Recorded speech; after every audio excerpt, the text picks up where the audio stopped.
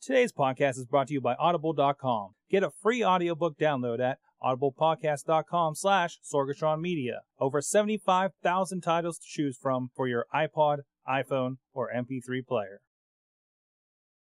Just wait, just wait, just wait, just wait. Wait for the perfect time, then attack. Don't give up what you want, take it back. Wait for the perfect time, then attack. Ladies and gentlemen, it's a Wrestling Mayhem show, and the mayhem started without you because it's been going for a while. There's lots of there's noises in the studio. There's so much going on right now. We're trying I have a feeling we should apologize in advance for this whole entire evening. Whole thing. We got plenty of people in the studio, on the line, plenty going on, plenty to get to. Let's get right into it. Holy crap. First of all, straight from the depths of Asgard, Thor himself, DJLunchbox. How you doing tonight? That is exactly right. I am DJLunchbox. I have been contacted to play Thor in the new Thor movie, hence the, half helmet here. Advertising, hey. But that's not what I want to talk to you about. What I want to talk to you about is a man named Scott Ackerman and a podcast known as Comedy Death Ray. Scott, I'm talking to you, buddy, and all your listeners. I want What's Up Hot Dog. I want it for me. I want to use it here on the Wrestling Mayhem show, and I want us all to have variations on it. But you've got to relinquish your grasp, my friend. You're not treating it right, and I'm going to take it from you. I'm going to take What's Up Hot Dog. What's Up Hot Dog is for me. So I want you all to go to earwolf.com/contact and write to Scott Ackerman of Comedy Death Ray and say, DJ Lunchbox of the Wrestling Mayhem show wants What's Up Hot Dog. Accept his challenge. Accept it. Going down. Ackerman, you're going down. And also out of Corpus Christi, Texas, where we've learned so much about his failed educational system on gold, the WrestleFan. How you doing? How is it going? Ladies and gentlemen, I am back. It is the WrestleFan, and it is Tuesday, which means it's Mayhem time. I get my fix, as some may know. Yes, and we'll be having an intervention for that later. And also, straight from a tour of Britain, apparently, is Mayhem Missie. How you doing? Pip pip cheerio. Tell us, where did you learn your British from? I studied British under the Spice Girls, S Club 7, as well as Lily Allen. And we are all very British together. What the hell is Lily Allen? Very British. She's British. Okay, good enough. Good enough. She sings, and she's British.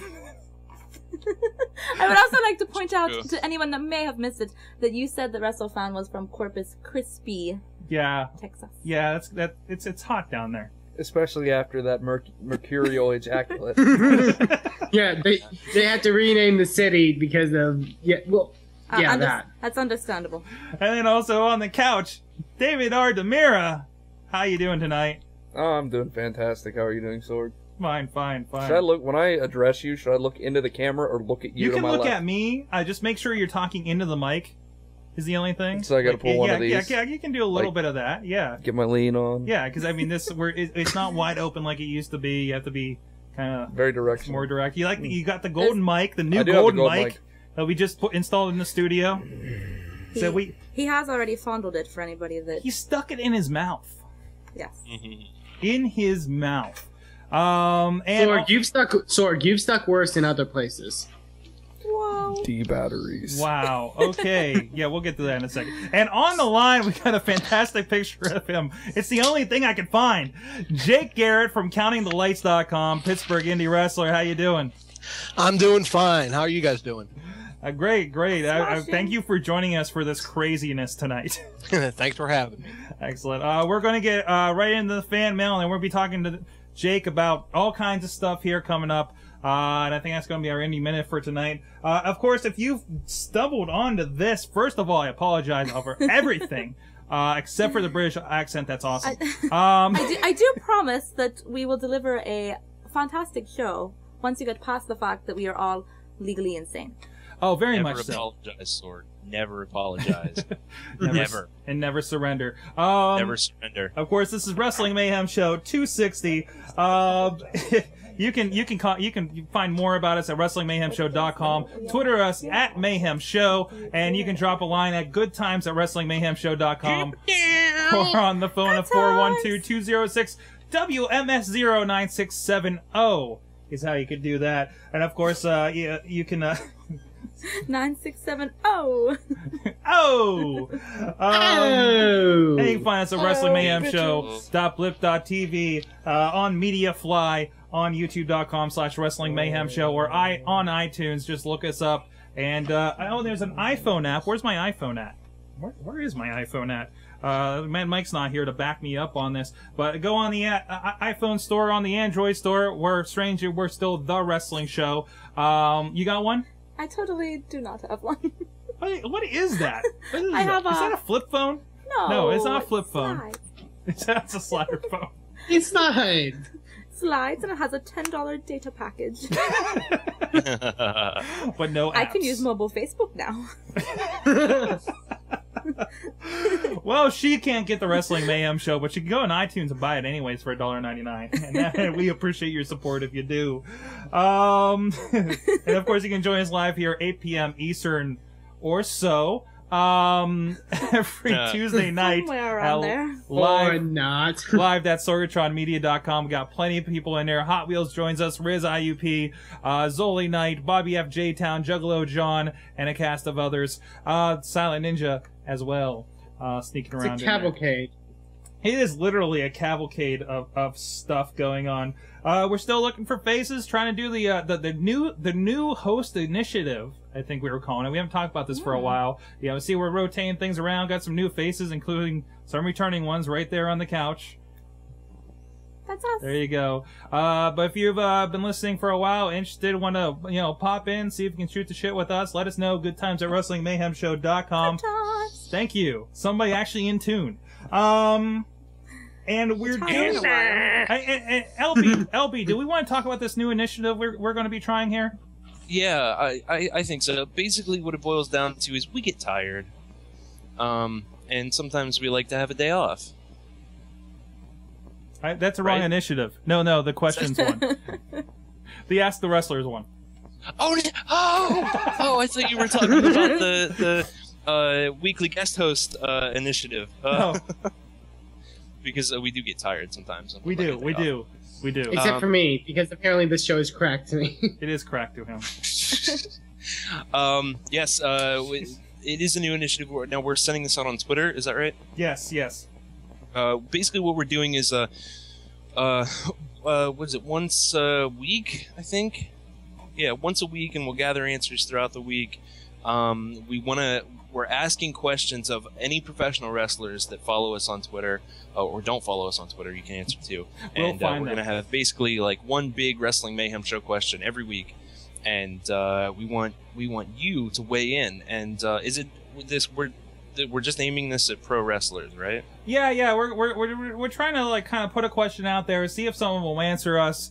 We're kind of compiling a list, something interesting, kind of like how LB usually has the big question, and when we have guests on, something like that, So we'll be working on that, and hopefully that's a concept we'll be bringing here on the Wrestling Mayhem Show in the coming weeks.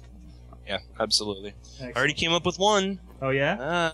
Yeah, I texted it to you.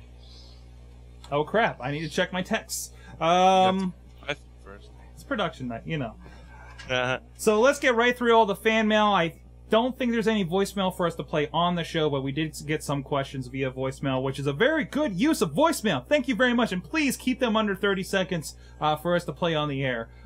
So we don't... Because, hey, whoa.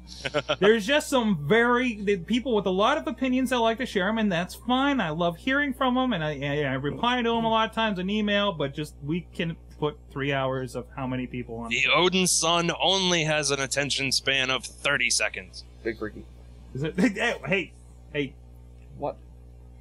Oh. I don't know. Sorry. Stop. When did Joey Lawrence get here? Yeah. All right. I think LB, you called a voicemail or a fan mail earlier. I did. This one is from Jordan Fraser with that classic title, I Have Something to Say. Dear WrestleFan's mom, I would. Yours faithfully, Zoli Knight.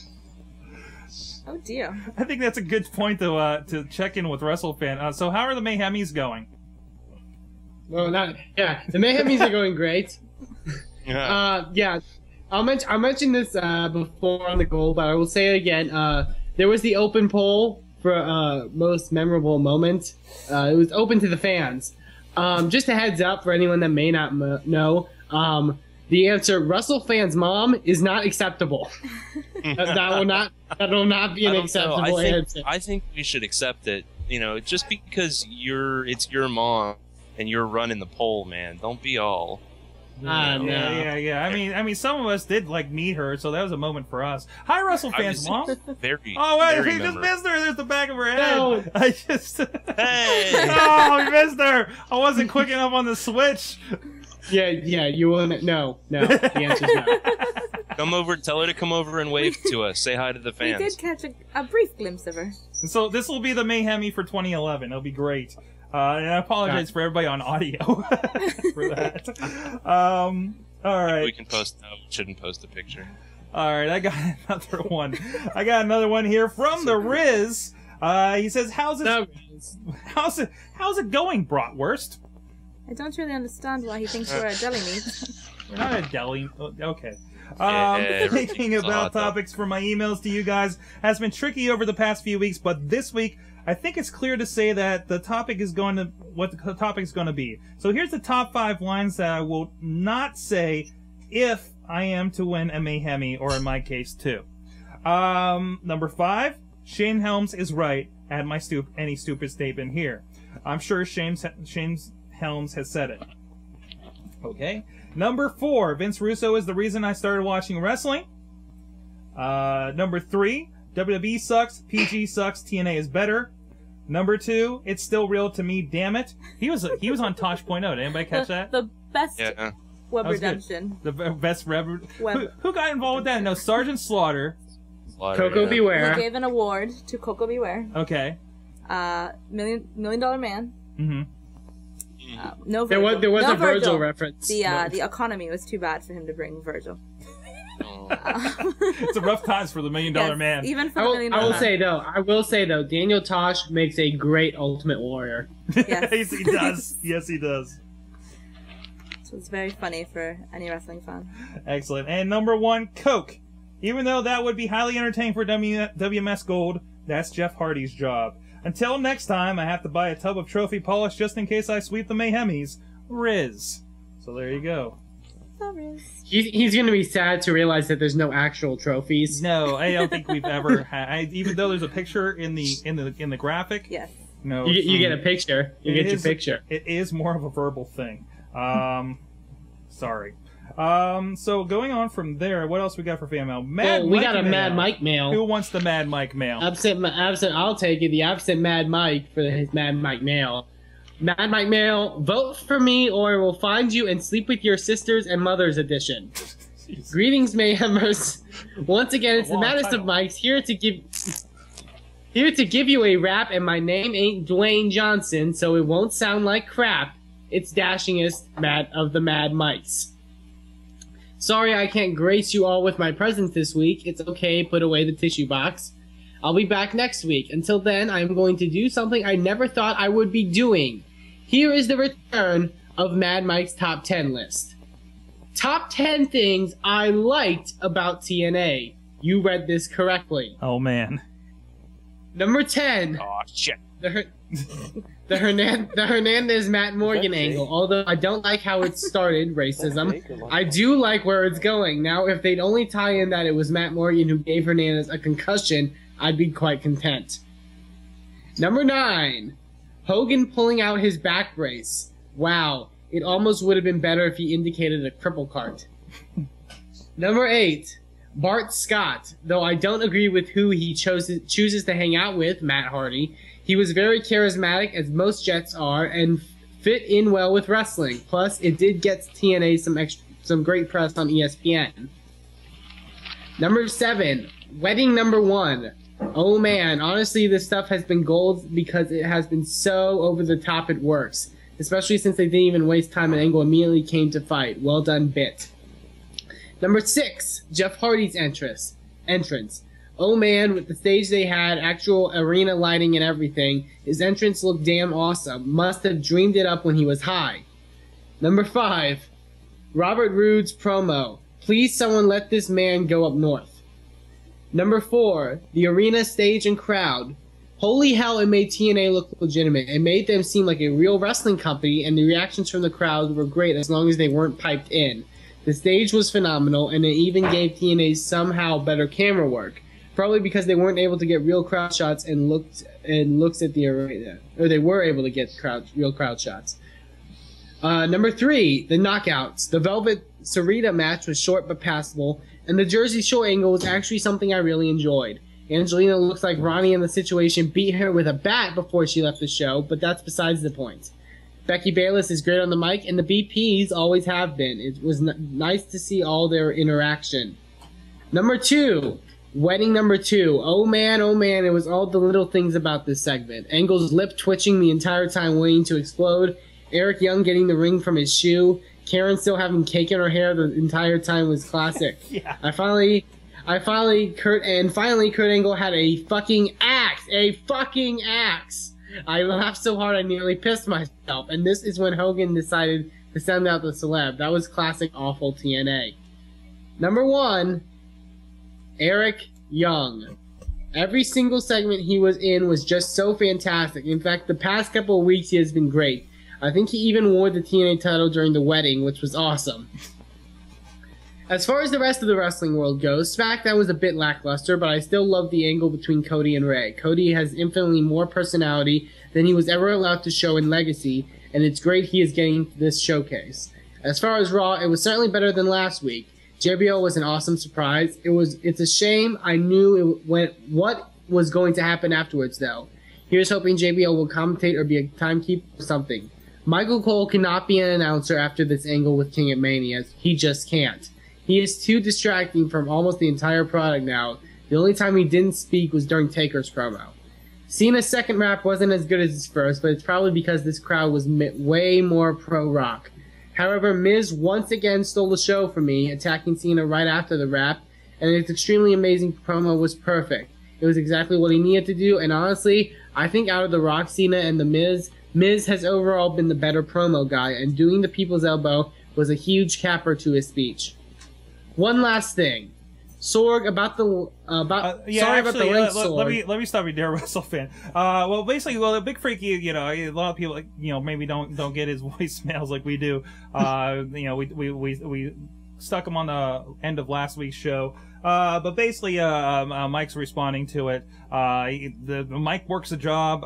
He DVRs the stuff, fast forwards what he doesn't like, and basically he's reiterating what we've said. Anytime Big Freaky's brought it up about we should cover more indies, we should watch other stuff. It's like we're still gonna watch TNA, WWE, etc. because we talk about it here. That's the hot topic.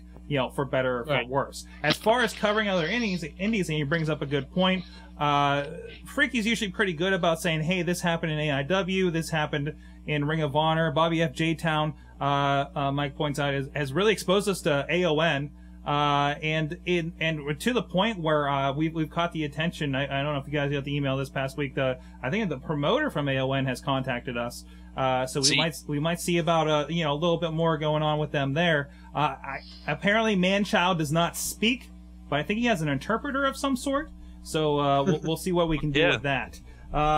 It may be worth a trip. I think they're in Johnstown just to see about something like that. So along those lines, Freaky, keep helping us out. You're another pair of eyes. Let us know what we're missing. And I think you'll be happy about something we're going to be talking about a little bit later. Go ahead and end it off, WrestleFan. Yeah. White Alchemist ending transmission. P.S. A vote for Mad Mike is a vote for F-18s, bro. Oh, man.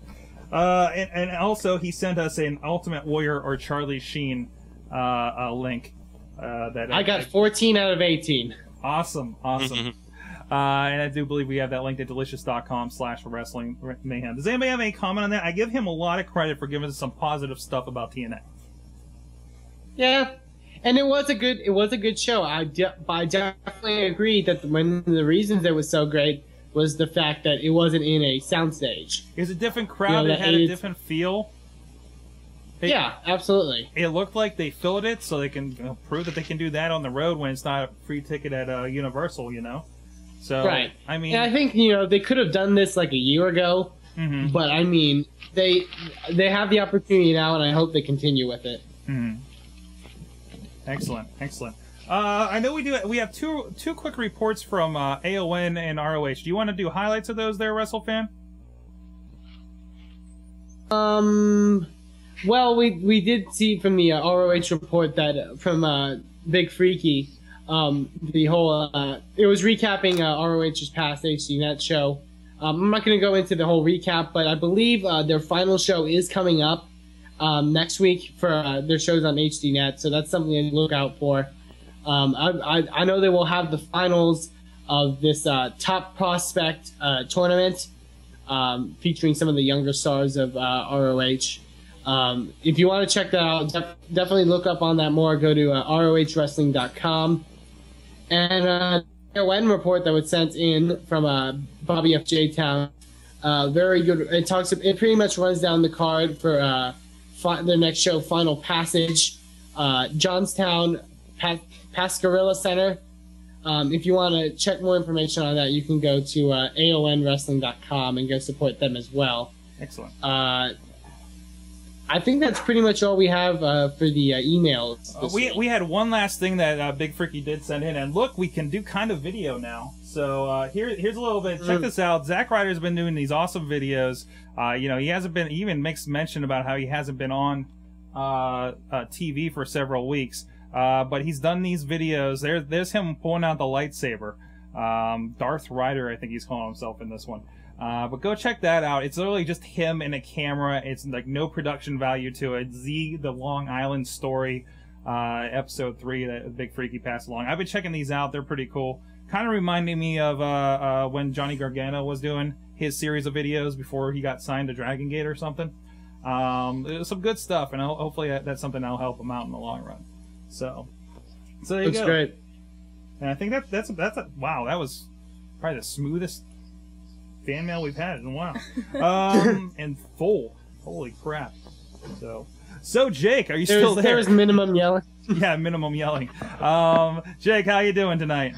I am doing fine. Sitting here watching the Pens game, watching the web stream.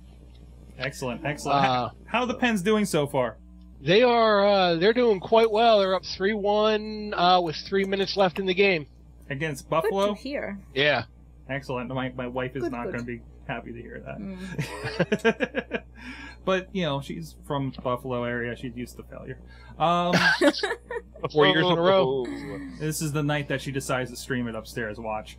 So, Jake. Probably. Jake Garrett, is a guy I see everywhere I go in indie wrestling in Pittsburgh, it seems. And we've had some good conversations. I wanted to bring him here to the Mayhem show, hence his presence. First, let people know you're an indie wrestler in the Pittsburgh area for since 1999, according to the article I found. Can you tell us a little bit about your history here? Well, there's not a lot to it. I mean, I'm a Pittsburgh area jobber basically. Mm-hmm. But started in '99. Started training in '98 at Shane Douglas's ECW House of Hardcore. That was about a year there. I was with trained there same time as Jimmy Vegas, and used to wrestle for a company called WPWA, which was a bunch of guys who had a falling out with Sal Conte, and they started their own company. After they folded, I started wrestling for PWX for about from 2000 to 2001, when IWC started, and tried to hook on with them. Spent probably 4 or 5 years with them, and then got hooked up with Glenn Spector and Devil Budokan. Did the Devil's Advocate run. Am I still on? Can I? Yeah, you're here. You're here. Back. Okay. You're All here. right. Where we had our feud with sexual harassment. The first 2 versions of it with Eric Ecstasy and JT Rogers, and then JT Rogers and Balls Hot Troy Lords when Eric broke his leg. over the tag titles, where we actually got to, we were like the main event of a couple of like spot shows, and leading to my all-time favorite moment in my career, where we had a 6-man against Sexual Harassment and Sabu, which, because he was back in the 90s, he was one of my favorite wrestlers, and then to actually get to wrestle him one night, that was like, that's my WrestleMania moment. Wrestled for a company called Black Diamond for like the 7 years they were around. Left IWC, I can't remember what year it was, to go back to PWX, where me and Devil Budokan won the tag titles there. And then beginning of last year, I finally decided to call it quits because I want to walk when I'm 50 years old. Yeah, definitely. That's wrestling. That's my wrestling career in a nutshell. Now, you know, you're a face that I always see at the indie shows. You know, surprisingly, just about everyone I'm at. You know, especially considering some of the shows I attend. Do you just like checking out what's going on out there? You know, still just to be a part of the scene, or? Oh yeah, I mean, it's, you know, I still love wrestling. Mm-hmm. I mean, despite amazing, I could like it at all after being involved with it for 10+ years, but you know, I still love wrestling. So, you know, if I could go to every show in the area that happened, I would, but I just can't afford it because you know, gas is expensive. So, but yeah, I'd go to more shows if I could. I like wrestling that much. That seems to be a rarity, especially for people that have been in the indies for so long. Like I've been, you know, met a lot of people that have been in, you know, half the time that you were in the business, and they seem already kind of bitter towards the industry as a whole. You know. Well, the industry's a monster. If you let it, it'll eat you up, and you gotta to have longevity in it, to stay in it. You have to have passion. You have to like everything about it. Otherwise, it'll eat you up. You know, failures can knock, you know, are major setbacks. If you don't get in with whatever company, it makes a lot of people want to just quit right then and there. You know, if guys are like, oh, if I don't make it to WWE and within 5 years, I'm going to quit. And no, if you enjoy doing this, stay with it, because it's more about having have personal success and enjoy something that you're doing. I mean, it'd be great if we could all make that kind of money, but you figure there's probably 100,000 wrestlers in the United States alone, and there are like 90 paying jobs. So the odds of actually getting one of those positions, one of those spots, were very, very slim. So just work hard. If you get noticed, you get noticed. But I mean, you guys shouldn't get down on it just because they aren't getting the success that they feel they deserve. It's just there just aren't a lot of jobs. But yeah, no, I go to, like I said, I go to as many shows as I can, because I still love wrestling, and you when you luck out, you get to see some really good matches. Oh yeah. And when really, really lucky, you get to see some really bad matches. Yeah, I know we've been talking about some of those in the recent past. So. Well, yeah, to that point, you know, I say we've had a discussion about what people are doing right, doing wrong here in the Pittsburgh area. Of course, here, you know, big letters that come out are PWX. I know I haven't seen for a while. NWA East, they're also known as. Although interesting, I understand they're looking to do an internet television initiative here in the coming months, so keep an eye out for that. IWC, International Wrestling Cartel, we talk about all the time. RWA, Renegade Wrestling Alliance, down in West Newton. And I don't know, is FNW still running? Because last I saw, they hadn't had a show scheduled for a while.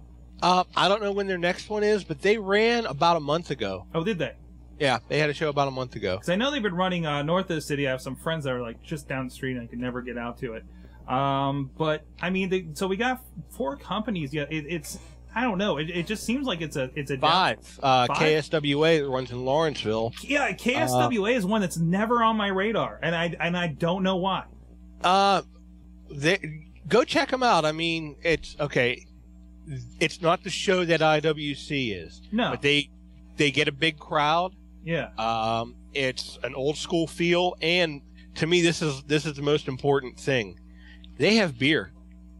You can buy a beer at their shows, and you can't do that at too many other wrestling shows. You know, I know of one IWC show where they sold beer at the Palisades. At the Palisades, and it didn't seem like it was a good idea at that one. It was specifically Spike Dudley. But other than that, at one of those shows, the Soundman went straight from the ring, straight to the bar. I love that you're still keeping that up. I can't stop talking. This is how I talk.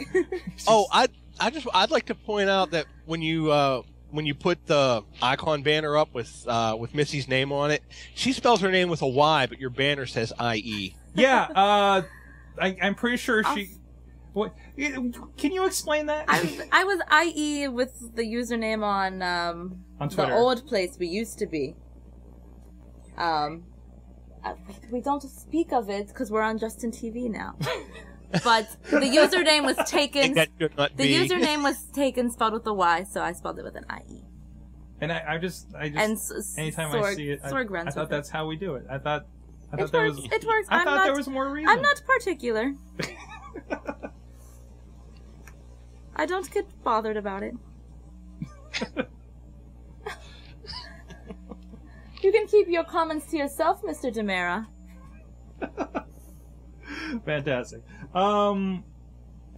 Anyways, I can't even think of where the KSWA site is. Keystone Wrestling Alliance. KSWA. No, it's Keystone State Wrestling Alliance, because Keystone, there's Keystone Championship Wrestling, which used to run in Altoona, so it's to keep them separate. Yeah, KSWA.net might be their website. Yeah, that looks like it. Hey, right there it is. There he is, right behind me. Yeah, and like I said, it's like I said, it's an old school style show. But you ever get a chance, go check them out. It's they run like Saturday nights at the Moose Lodge. The Moose Lodge in Lawrenceville.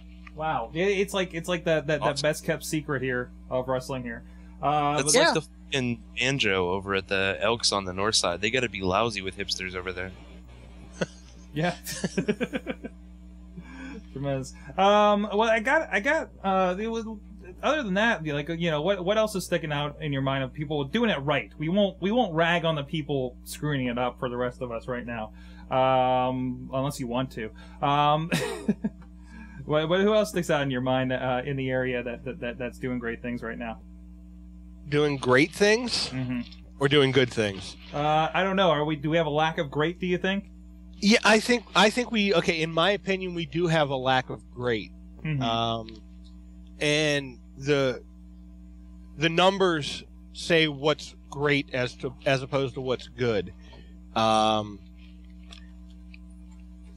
in my day, no, but you know, in the 70s and 80s, they would draw thousands of people to house shows. Now these companies don't have, the indie companies out there don't have TV. They, however, should be trying, and I know they are. I'm not saying these guys don't want these crowds, but their target should be 1,000 tickets sold. And no one is getting close to that. You know, they're happy with 150, they're happy with 200, they're happy with 300. And they shouldn't be. No one should be applauding themselves for those numbers. Yeah. They should be saying, okay, we drew 500, we broke even. So when it comes to that, no one's doing that well. But do they put on good shows? Yeah, there's IWC with their look, with like the production of the show. If I didn't have to buy a ticket, I would buy a ticket to those shows with the way they do everything. I like 90% of what they're doing down at RWA. RWA needs to rein people in on time. That last show was ungodly long. Yeah, I've clocked in some very long shows taping down there. And having to walk around with that camera, I bet your arm is completely numb at the end of the night as long as those shows. Something about that, yeah. Yeah, that's the big thing. PWX, they put on. They have good wrestlers. They need to cut back on their roster. They have like 50 guys on their roster. And I know part of it's like part of an angle, but I mean, if they were to trim back on the number of guys that they have, their shows would flow better. They wouldn't have to worry about trying to get everyone out there. And trust me, I know about that. Like I'm the booker for a company out of Wheeling, West Virginia, called Black Diamond Wrestling, where one of your employees is, or one of my employees is sitting on your couch right now. And to try and figure out how to, that guy. By the way, why did he kill Doc Remedy and take his place or something? Something like that, yeah. Remedy used to be there, and now there's DiMera Cat's there, so. Yeah. We haven't figured it out ourselves. All we really know is that Doc Remedy is no longer with us. There's never really been any explanation. I think Chuck Roberts killed him. Son of a bitch. We know where you live. Randomly, there's a picture of Joe Dombrowski. Sorry about that. Hugging a monkey. That picture should be up all the time. He loves that I use that picture, by the way. Can I have that picture? Can you have that picture? It's online. It's like, I think it's with the show. Do you want to do inappropriate things with that picture? No. But like the big thing when I say the reason why I say time is because of Raw being 2 hours long, being 2 hours long, and Impact is 2 hours long. Wrestling fans, the general fan, the average fan, is accustomed to thinking that a wrestling show is 2 hours long, and once you go past that, they start getting bored. You can go 2:30, but going 3, they kind of get frustrated with what you're doing. So you have to try and make your show fit into 2.5 hours, which can be very hard. Especially if you have a big roster.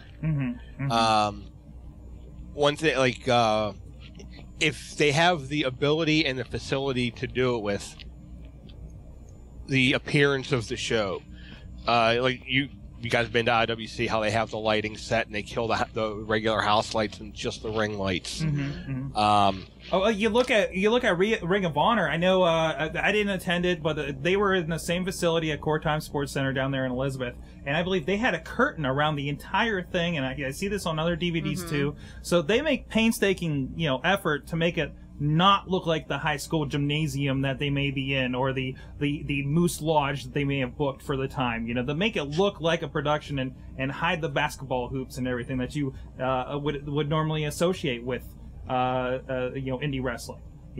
Whereas other shows that we've shot, there's a basketball hoop right behind the ring. Right in front of the camera. In front of the camera. You can see the bottom edge of it on the hard cam. Yeah. That stunk when I didn't know until right before the show that there was a ladder match. Although I give RWA a lot of credit for actually hanging a briefcase for a ladder match. Because those people don't have the facility for that. Indie ladder matches are just a ladder is legal rather than actually hanging somebody brought a ladder. Right. No. Here's a ladder.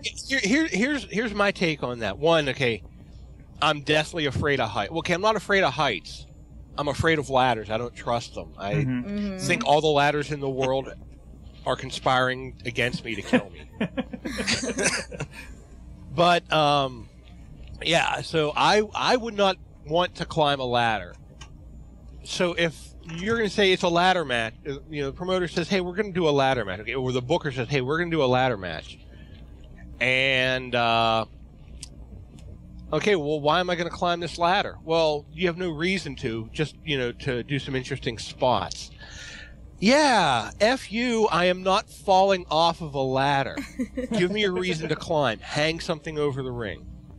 So, that's, again, that was a real good idea, actually having something, giving guys a reason. Whereas, because fall off a ladder, you could wind up like Aaron.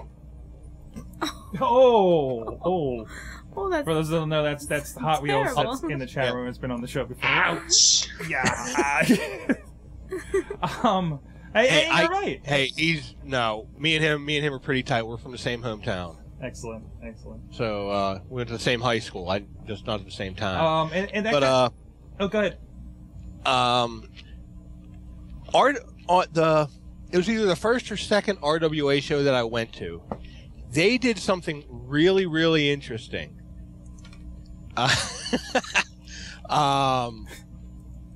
They had they called it a graveyard match, kind of like the one that Sting and Vampiro did.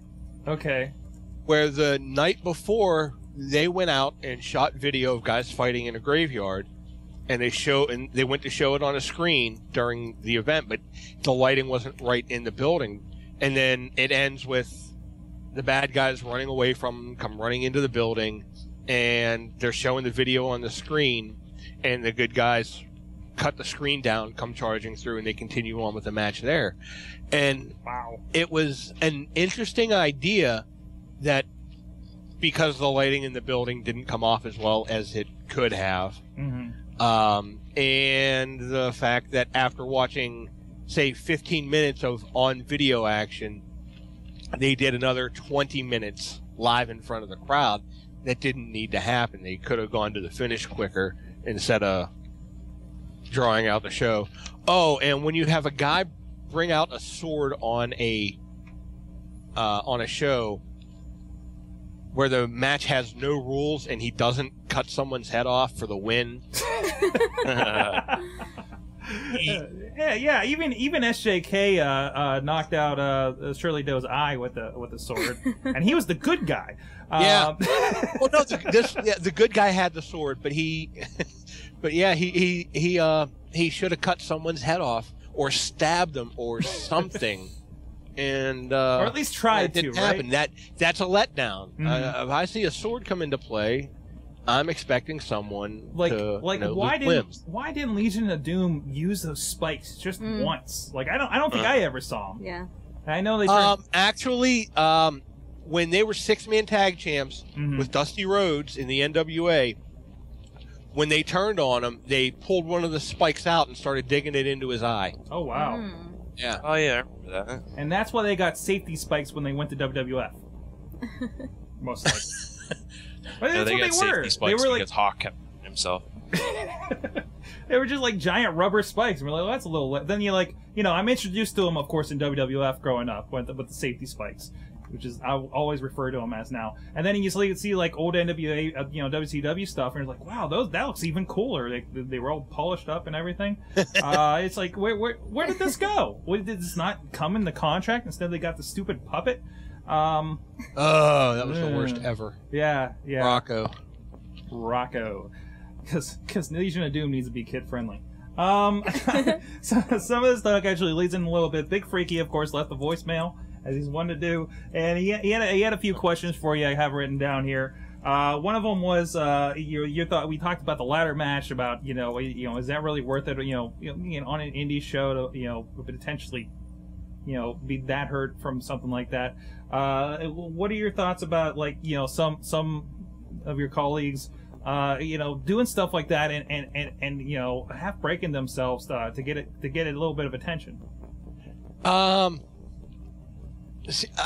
can't say just to get a little bit of attention. I mean,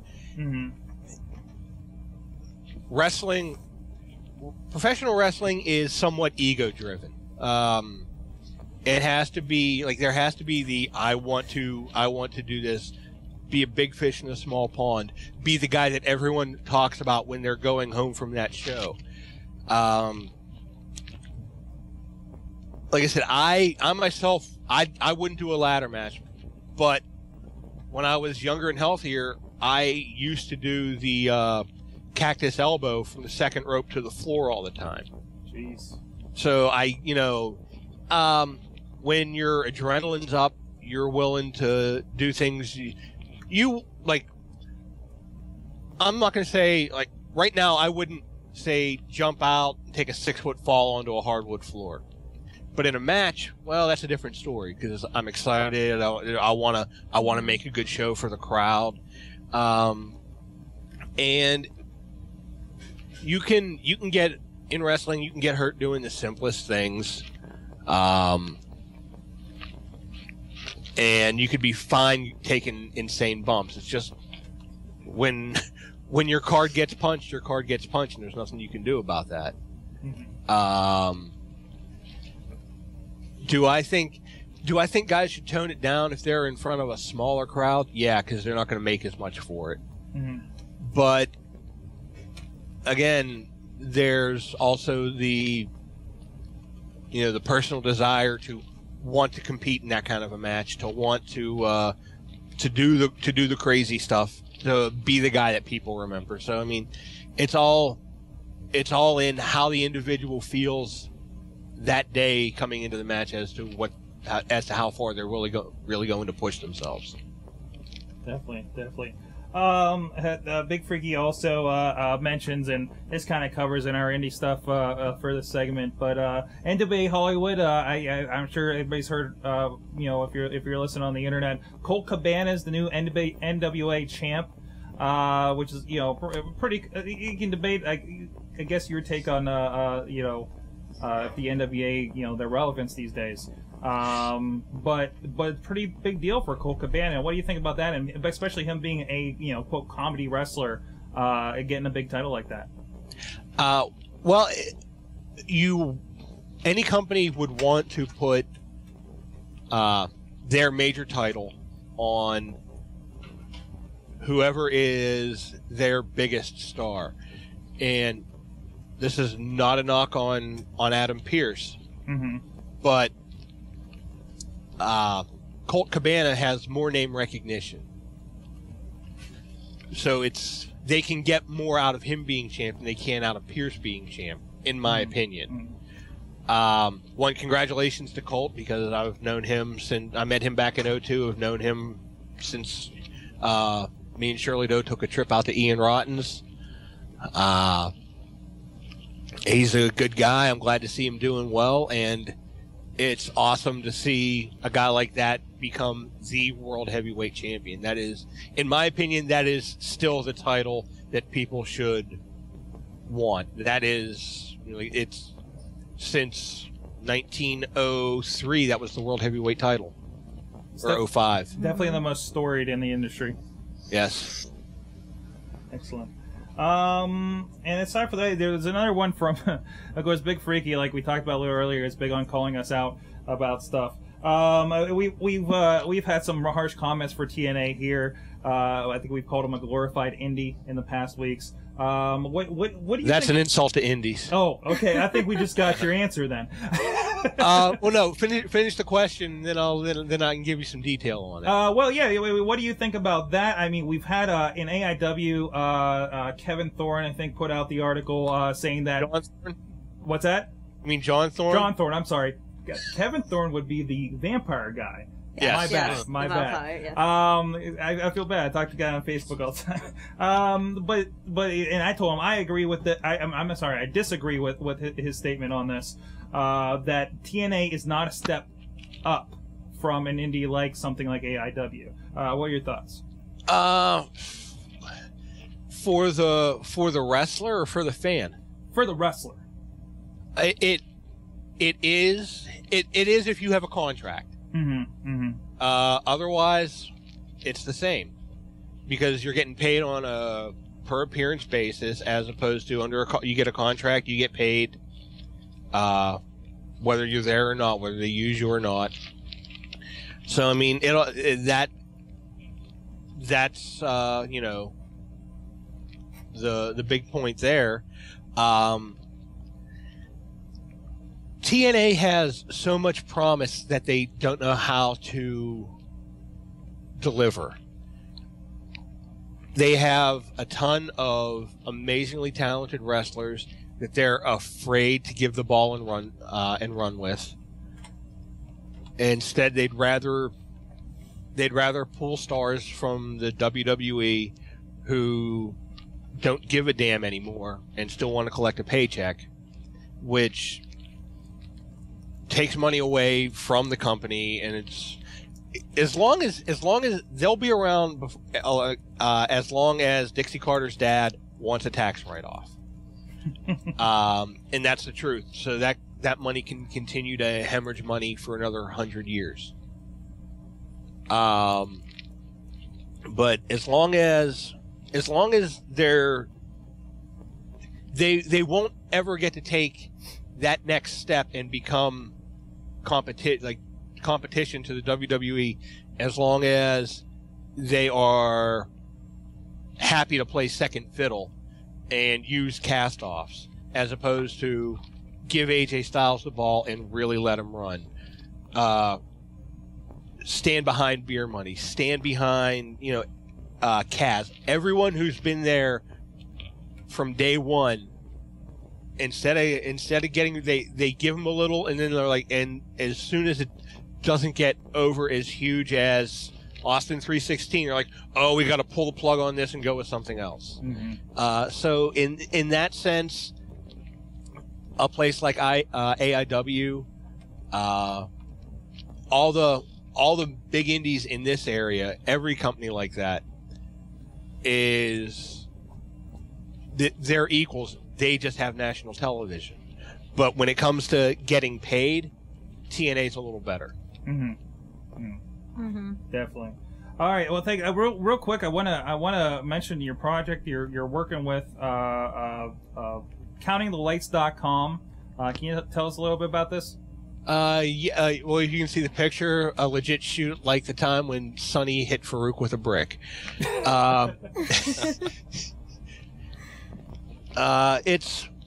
another podcast. We don't do anything live. Oh wow.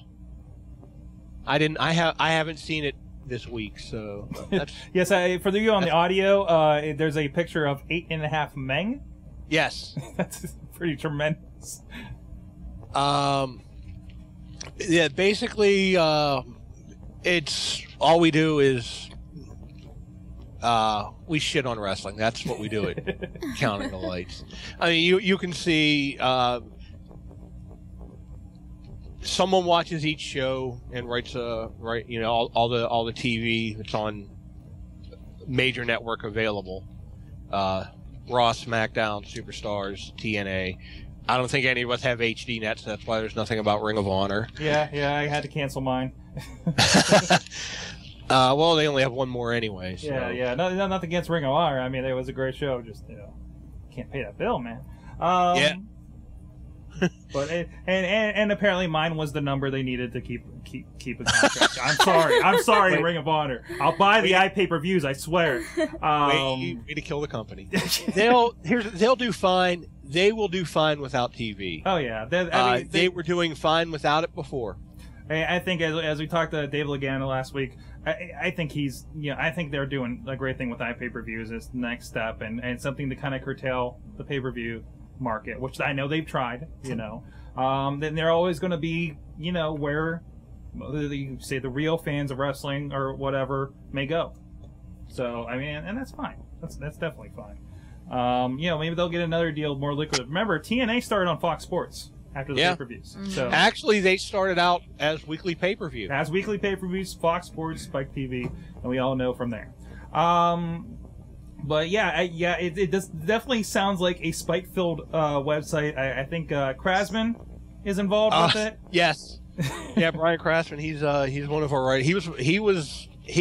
I think the first show that they did. Mm-hmm. was just Krasman, Doe, and Doe's brother Noah, and Brian is like he's a real nice guy, but there's like some sarcasm to him. Doe is the voice of reason, and Noah is straight up hate. That's the only way I can just like. There's just so much venom in everything that Noah says about everything. Is he the one that writes the storied TNA recaps that Kraz was telling me about? Doe does the TNA recap. He's the only one who. He's the only one willing to sit through it. He's the only one that'll take the shot for the team. Yeah. I tried, and like I watched it one week, and I watched it a second week, and I'm like, everything they did this week had nothing to do with anything they did last week. This company deserves to fail. Yeah. You know, I was listening to the Press to Press, and they were talking about how I didn't finish the episode yet, but they were talking about how wrestling relates to soap operas, relates to comics, and I'm just thinking about none of this really applies to how TNA does things. Yeah. You know, I mean, WWE is consistent in those kind of methods and that forget about history and stuff like that, but just it doesn't meet for TNA. It seems. One thing that hurts TNA is the people producing the shows, people writing the shows, are the same people who were running WCW at one point. Yeah. And they would be trying to book a match with people who, like, on the fly, with people who are already in the ring on live television. Yeah, definitely. Like, hey, let's have Dean Malenko up next to do this. And someone else would be like, boss, he's in the ring right now. So, you know, they might be thinking on the fly, which isn't always the best way to run a business.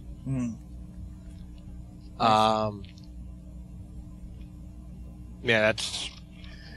I can easily say horrible things about TNA all night. We've definitely had enough of them here on this show, and there's more stories that I'm sure we'll have some venom on. Well, thank you very much for joining us. If you don't have anywhere to go, if you want to stick around to chime in on the news. Sure, yeah.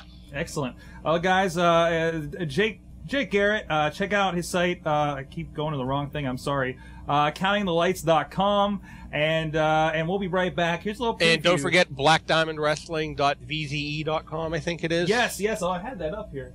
And if you're going to be in the Moundsville area on Sunday the 13th, go and watch David DiMera from the Wrestling Mayhem show take on Michael Facade.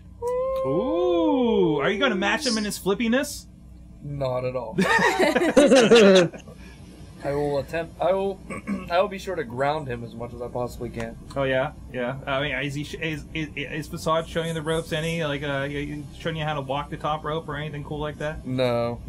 He's a bit of a jerk down there. He doesn't like to do too much of that stuff. Oh, I see. Yeah. I actually wrestled him last month, and unfortunately, for me. At Black Diamond, yes. Really? Yes. Wait a minute, you're the booker. Really?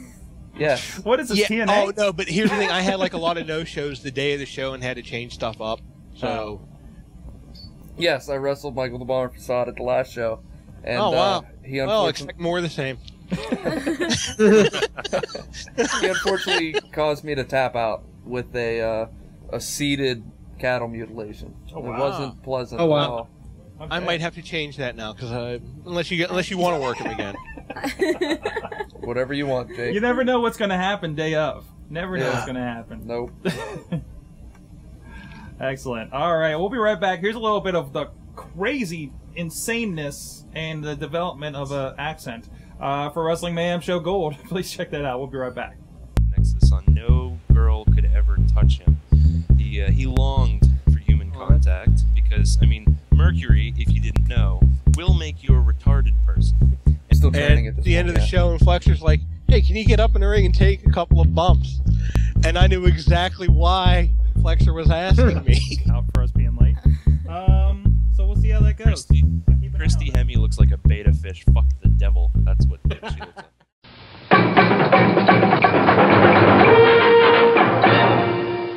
So we're here with Doug Bradley, most notably Pinhead from Hellraiser. I'm a member of the Screen Actors Guild of America, and I've just advocated illegally downloading films. It'd be called Throwable, because it has nothing whatsoever to do with feet. That is very true. I wish you all the health in the world, but sort iTunes out, please.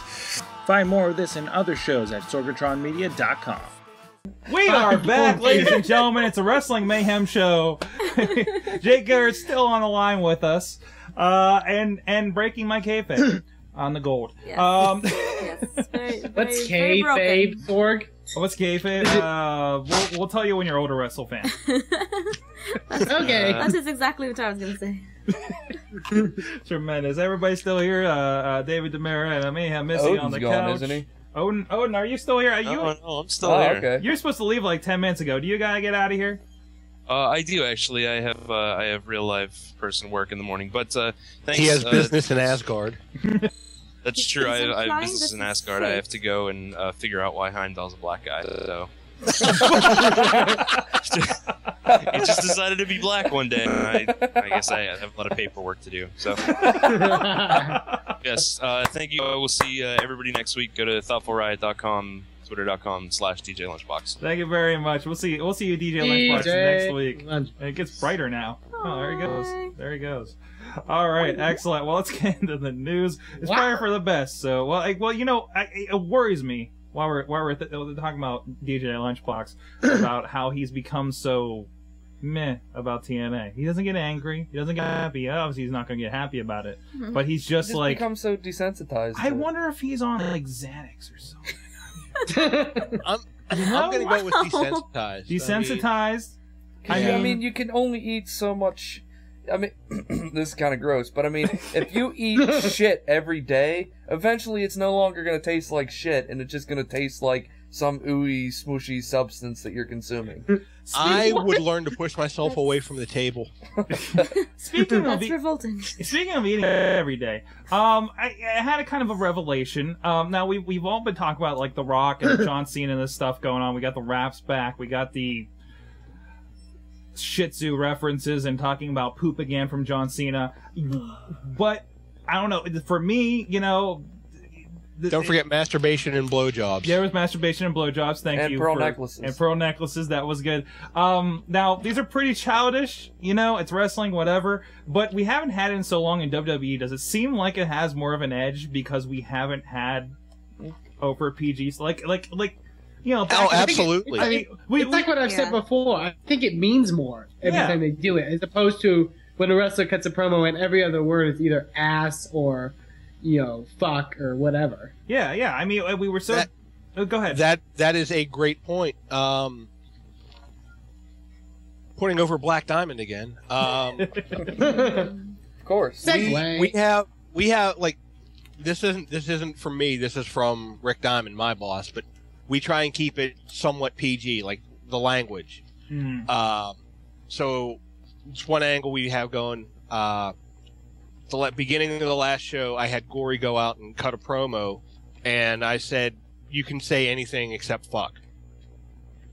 So you know, and let them just go at that, because when the fans don't hear it and then they do, it's like, "Hey, wait a second. This is a little more serious. This isn't happy-go-lucky bullshit. This is something serious." Yeah. This shit just got real. This shit just itch. Yeah, I mean, like, well, IWC, I think, has been pushing semi-family friendly, for several years. You know, I mean, I watched the one DVD where Jimmy Vegas pretty much says fuck every other word. The one where Jimmy Vegas came out and I think squashed you the first time, and it was starting to drop F-bombs. It was just like, where did this come from? You know, I mean, it just came out of left field for those of us that have been following for a while, and now it just seems like it's just everywhere now. As soon as I was laying on the mat and I heard him drop the F-bomb, and my jaw, a little bit of space left, my jaw hit the mat because it surprised me. I was saying, because you've been watching. It wasn't that far of a drop. No, it wasn't, because I was pretty far. You were pretty close to the mat. Yes, on the ground. He come out and kicked me in the chest. I've never been kicked that hard in the chest in my life. How many times have you been kicked in the chest? You'd be Except surprised. by your boyfriend. Oh. Whoa. Oh. Really, WrestleFan? What? No one else was gonna do it? Really? Gay joke? How about I bend your mom over and tell her? There. I joined everybody else. There. Missy, really? Aw? Like, that hasn't been said, like, any time before in, like, the last fucking year. Well, everybody does know that him and Chad the Shad have a special relationship. Butt buddies. I missed this. Anyways, My Whatever, bad. moving on. My bad. Yes. Next topic. Next topic. Yes, it definitely agree with everybody. Pretty much is on the same level here. With that, the less you do things, the more impact they'll have when you do them. That's why I think even WWE, as an example, everybody bitched about how there's no blood or there's no chairs or no violence or they don't do hardcore. But well, now it makes a bigger impact when somebody's swinging a chair in there. That it's gonna hurt more. So you don't have kids. I mean, that's everybody knows it and everybody bitches about it, but that's WWE's who they're pandering to is the kids. They're bringing up the next generation of wrestling fans because I think because I really, if we want to talk about the whole violence and blood and stuff like that, and maybe Jake, maybe you can vouch for me on this. I get kind of disturbed almost when these like marks go on and say, "I want more blood. I want them to do like throw them off, top." Freaking, all this crazy shit. And I'm like, do you understand, like, in this day and age, what these wrestlers, how it actually hurts them? Like, it's kind of like, almost like I remember I was watching an old clip of, like, I forgot what wrestling show, but it was from, like, 10 years ago or so. And that was back in the days where they had unprotected chair shots. And they hit a guy with an unprotected chair shot, and I, like, literally, like, cringed. Like, now in this day and age, where I'm like, that way you can now that we realize what that does to the wrestlers. Yeah, especially like with all the new concussion information that's coming out. I mean, but think like back 10 years ago, I probably would be like, oh yeah, that's awesome. Well, now I'm thinking like, holy shit, like this guy really shouldn't be doing this. I don't think he heard you, but okay. What did he say? I said 10 years ago you couldn't read, so how are you gonna make the difference of? But if I was 10 years older than I am now, watching it, that fucking ruining my jokes. God damn it! They're not jokes. What the fuck? I don't think he knows what to do without Mad Mike here. Jake, you were saying? But no, I mean that's the thing. I mean, 10 years ago, 10 years ago would have been what 2000. 2001, right at the end of the ECW era.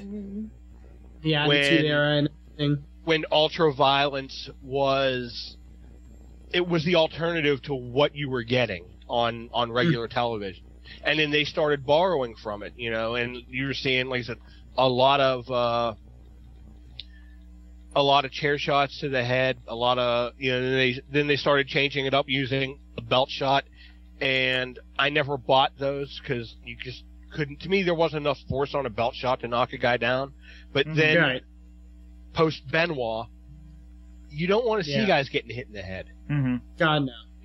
That was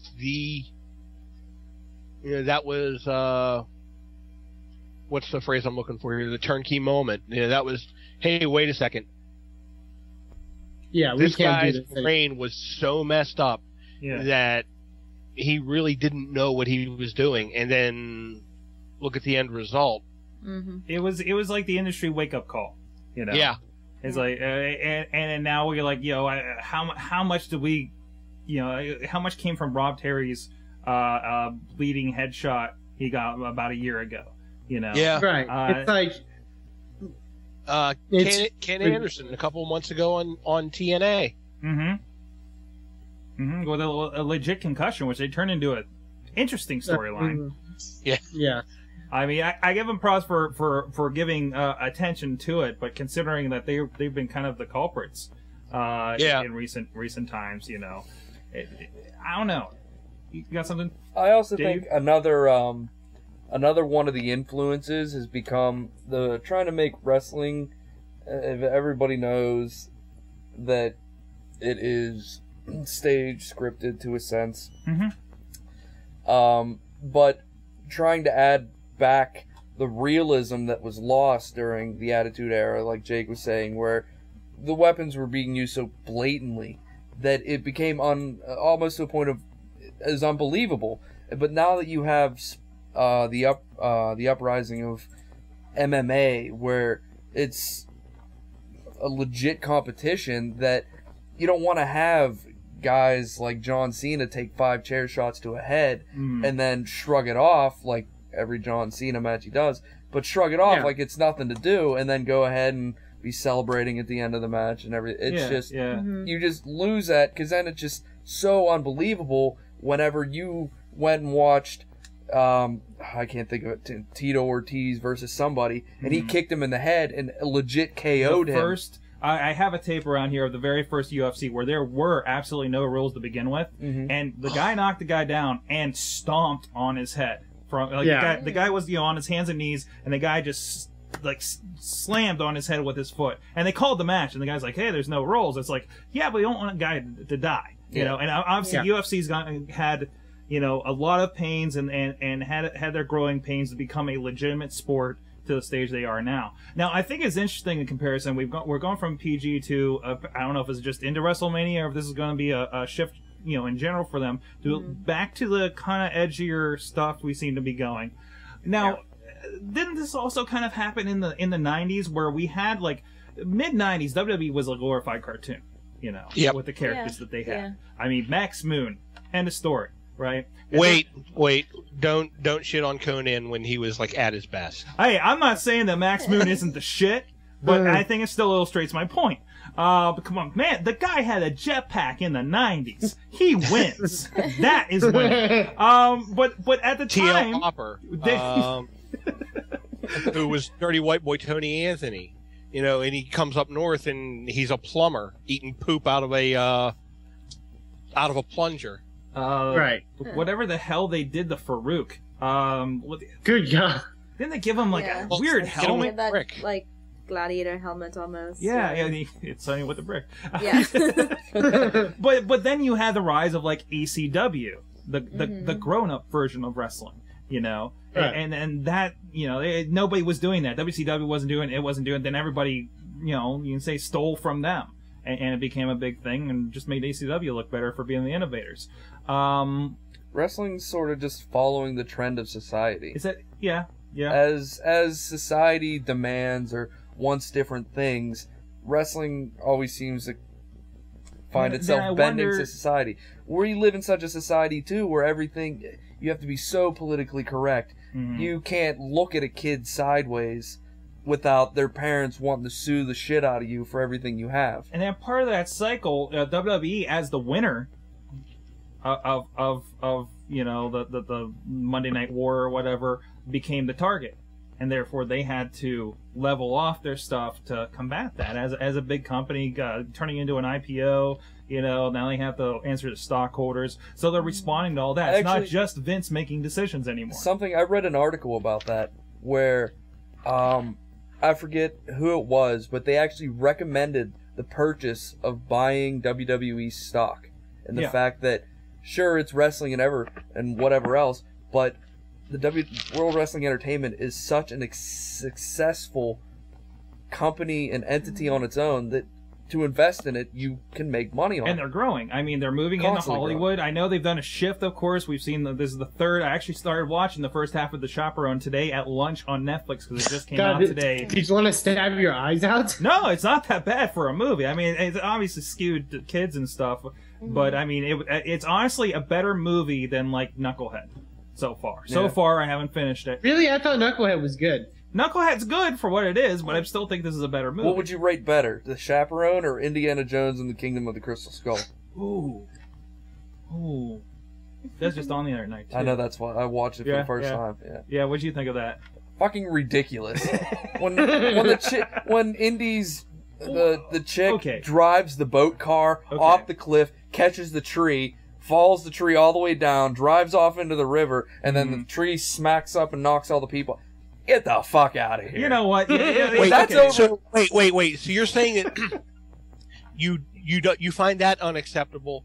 Yet using a raft as a giant parachute in Temple of Doom, and then landing on the side of a mountain, sliding down through the snow into the river, and then surviving the fall over the waterfall is more believable. No, I was just getting ready to say that even for an Indiana Jones movie, that seemed really ridiculous. Because, I mean, I know Indiana Jones movies are over the top, but driving that over, and then Shia LaBeouf playing George of the Jungle, and swinging and somehow cutting off these vehicles that are traveling at about 35 miles an hour through the jungle, and somehow cutting them off and landing in the thing. That was a little over the top. I haven't given a shit about Shia LaBeouf since Even Stevens. Well, see, he's not that bad. I mean, he was good in... Even Stevens. What was the house arrest one? Disturbia. Suburbia? Disturbia. Disturbia. He wasn't bad in that movie. Yeah. I enjoyed that movie, really. But, yeah, I mean, he was alright in the first Transformers. It was terrible in the second Transformers. I mean, I don't consider Indiana Jones as like, you know, that was a Nothing fun, super over serious, the top. yeah. Like, I like my Indiana Jones and the Crystal Skull. Like, I like a good trash ECW match. You know, Yeah. I mean, it's fun every once in a while. You eat your popcorn, you move on and watch something more serious. Like, you know, like I don't know, Malenko Mysterio at Road Wild '98ish. I mean, come on, Yeah. because that's the best thing. Watching Dean Malenko and a luchador wrestle on an elevated ring amongst bikers on their bikes, revving their engines at the end of the match or the cheer or something. That was the greatest thing. My dad's a biker, so it was like Road Wild was the greatest idea WCW ever had. Yes. The one case where Eric Bischoff's vanity projects were winners, even though they definitely cost some money because I don't think they charged tickets. They're just they couldn't. Yes. Yeah, they couldn't. It was an open forum thing. Plus, they had bikes. I mean, God, security. Yeah, and it was all because Bischoff wanted to go to Sturgis. Yep. Oh man, that was definitely a high point for me in WCW. I don't know where we're going. Speaking of luchadors, in watching Raw last night, they showed the first promo video for formerly Mystico, now in WWE Sin Cara, and which apparently means without a face after mistakenly being called without fear. I think it was. But yeah, I don't know. I expect good things. I went back after I heard that. I read that all the Mystico stuff, and I went back and watched the Mystico matches and stuff, and I think it'll be an interesting dynamic and foil in the WWE to see what exactly they do with him. And it was funny. I forget somebody was talking, and Alberto Del Rio was formerly known as Dos Caras Jr. whenever he was masked. So he was two faces. He's Dos Caras' son. Yeah. And his uncle is Mil Mascaras. Oh, see, I did not know that family tree. Now you know, and knowing is half the battle. G.I. Joe. Yeah. And he brings it around. I think this is interesting because they're, you know, and I know back when we were like, oh God, why do they have Batista on everything? That he was part of the whole trying to get the Hispanic market that WWE's doing again, being a bigger company, wanting to be the most broadest appeal. And Hispanics, you got a market for right now. You have to. They're out there, you know, and they're spending money. They're working. They're spending money. That's what I read, that Mystico is he is one of, if not the biggest draw in Mexico. And that's why they had such a huge press release or release day and marketing and all that. Same with Rey Mysterio and Batista for the longest time were on top because they, you know, I guess Batista because he's Filipino was big in the well, I mean, Hispanic even market. regardless of that, Batista, I don't know how that connects, but Batista somehow was huge in general. That was one thing I never understood because I was never a real big fan of Batista. Like, Really. It was a look. He meant that look thing, you know. Yeah, I mean, just didn't really his character. Well, his character his last couple months I loved. Yeah, but prior to that, like from Evolution to then, I just was never really high on. I just didn't enjoy it. But I would see then the pictures of when they were overseas and Oh my goodness, everybody loved him. He was huge. But remember, like when we talked to like Sterling James Keenan, and it was some Mediterranean island, and you know he's not a guy that's on TV or anything, but he's a wrestler, and you know that was enough for like crowds to gather around him. You know, you get Batista, who they probably have an international deal wherever they were. You saw that picture from, which makes just skyrockets that. You know, because all these other countries aren't like this one where we've had professional wrestling and a history of professional wrestling and we're like, man, I remember back in the 80s, you know, they're like, I know SmackDown and Raw because that's what I've gotten the last 5 years because I've just got my TV or whatever, you know, or they just got a deal in that country, so it's brand new to them and there's no history like there is here, you know. And it's taken off. Speaking of Batista, I was reading through Twitter a little bit ago, and I can't remember who it was that actually Twittered it. Maybe Joey Styles or something. Said that they were watching the Mexican broadcast of Raw that like was shown in Mexico last night, and they refer to Mason Ryan as Batista 2. Oh, jeez. What? Wow. That might be. When he debuted, Chris Jericho tweeted, congratulations to Batista 2 for him making it to the main roster. I can find it. Which is kind of exactly what I said when I first saw Mason Ryan at a house show. And kind of, oh man, I forgot my point after that. Sorry. Crap. No, it's my fault. It's my fault. But yeah, so. And I think this is the biggest flux of Mexican talent I think that we've ever seen out of them. I mean, well, Mysterio is somebody that came through thanks to WCW. But other than that, and I really think Mysterio's on his last leg. Oh yeah, that kind of Mystico's the build up to replace Mysterio. He needs to be. He's so old. Like the same thing over and over and over. It's boring.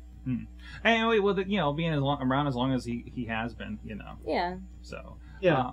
It's not like he has more to do in his career, you know. Yes, he's definitely. He's already been world heavyweight champion. Like he's gonna end the streak. That's all he has left. Oh God. Sure, why not, right? Nobody remember that it's 17. That Undertaker already beat him. They could bring more masked wrestlers into WWE because Shark Boy has been released from his contract. Oh no! So, which is last what, thing. No one else? No. I don't know. After I heard Shark Boy like got booked on a Yarder show in Ohio, I'm just like. Shark Boy jumped the shark whenever he started doing the Steve Austin gimmick. Yes. Yeah. That was bad. Oh yeah. Thank you, TNA, and your building characters. Yeah. He jumped the shark. Get it? Got it.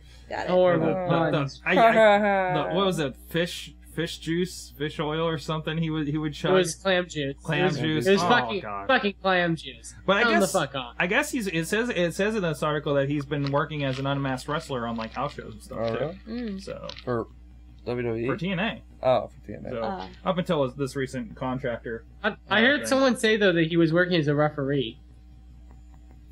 Did he ever win? Did they have a ref who looked like one of the Baldwin brothers? Did he ever win his lawsuit against?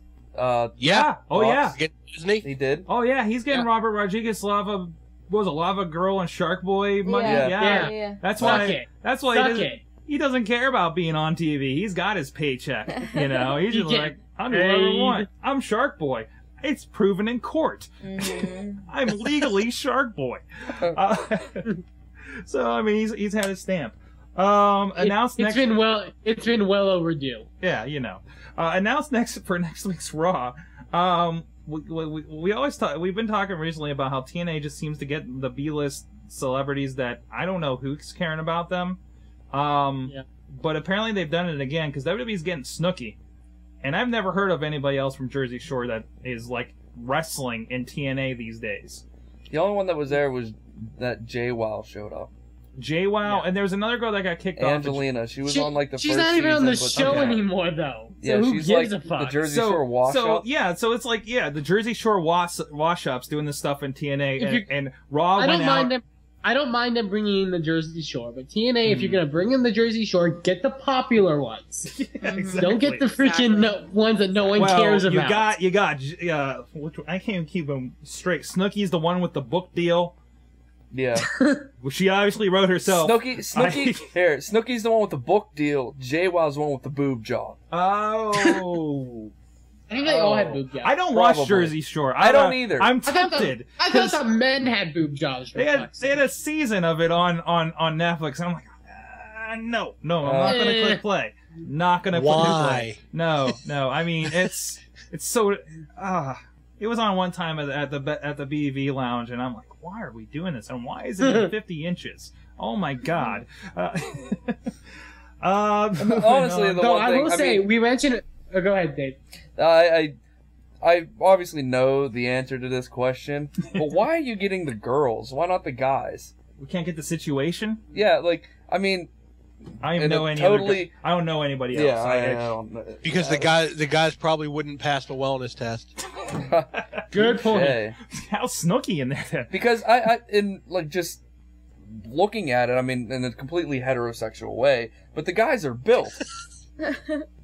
All the guys on the Jersey Shore are built. I mean, I've seen the pictures, whatever. But they're all, like, whatever. Fucking laugh all you want. Laugh it up. But, I mean, you could do, one would think you could do more with, I mean, I know he's busy now, but with, like, John Cena and, like, the guys from the Jersey Shore or something. Like, you could have more options with males interacting with males than you are going to be bring in these females who... Or just well, you're saying Snooki versus Michelle McCool isn't going to be like a WrestleMania main event type match. It's not. I don't see it being exciting at all. And you're just going to be like, oh, okay, yay. Yeah, I will say it's going to be interesting, like what we mentioned before about the whole PG thing, how that's going to fly with her on it. Because like I've seen clips of the show, and it's like, what? They show clips when they had the hype video for her of her like kissing another chick and shit. I'm like, wow, can you show this on the PG show? Maybe we'll bring back HLA. The one that would be the positive out of this. I was sad that they didn't show something that better would be if they bring back 3-minute warning somehow. Rise them from the grave. That would be impressive, right? Zombie Jamal. Oh, that's so bad. He comes out and brains. I know a zombie Jamal when I see one. You're insane. What? I don't know. You were in the middle of I something. was just like, because you were saying back. There's a point before we got the zombie Jamal. He comes out and just like Samoan spikes their temple and like pulls out their brain like he's little Jack Horner's. Like, Gah! And he's like, what's the... So are we saying that maybe a WWE Zombies comic book might be in bad taste at this point? No, I think that would be fantastic. It would be fantastic. Oh, they could do it. The ECW Zombie? Yeah. I was gonna this guy. Wait a minute. When I get back on ECW Zombie, because I see bookings and posters of also appearing the ECW Zombie. So zombies are a hot commodity. So I mean, if you get a zombie, you get a zombie. That's true. He could get booked just about anywhere in Pittsburgh all year round. So I wonder if he comes to the zombie walk. So zombie pop. Side note. Shout out to Veronica of Girls of Mayhem fame. She has pictures in the new Scarehouse.com video for the Pittsburgh Zombies house this year. So cool to see her her photography. Zombie house. Yes. Yeah. What? I said zombie house, it's like as a question. Where is it? Scarehouse. Oh, okay. And we'll be talking. I'm hoping to book. We might have Scott of Scarehouse on AwesomeCast in the near future. So if you like zombies, keep tuned for that. Anyways, completely random news item here. Why not? This is the perfect time for it since I just threw that out. This morning, there was an episode. Are we a Kevin Smith show now? No, morning. I had sheets. Oh, sheets. Schmuffin time. I had my schmuffin at Schmeats this morning, and whatever. Fuck you. No, this morning there was an episode of The Price is Right aired. that featured the one... Just like it does every morning? Yes, at 11 o'clock with... Yeah. Anyway, this episode of The Price is Right featured... what did he call himself before he left? The Brian Kendrick? Yeah, the Brian Kendrick. Yes. Like, was that on his tag? Called No, it just said Brian. Because that's his name. That's why he called himself that. That's his name. But he had a gimmick to it. You know what I mean. Shut the hell up. Yeah. I'll punch you in the head again. For those that don't remember, he's still in TNA.